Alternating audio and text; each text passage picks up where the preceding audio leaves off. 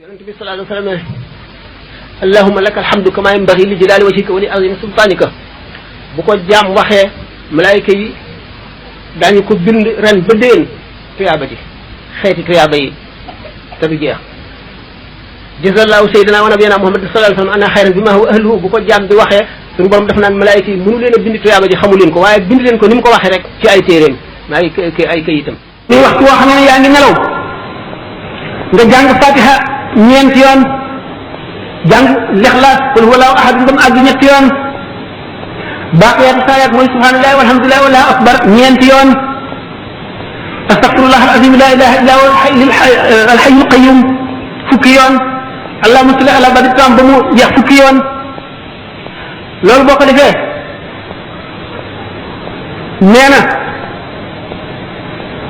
da nga mel ne képp koo xam ne kii sarxa nga ñeenti junni dinaar at mu ne nga aji umra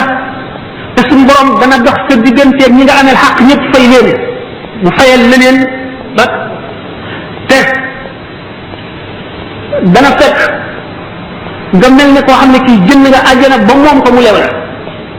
guddi booy nelaw nga def ko xam nga yooyu yëpp yoo am njëriñ la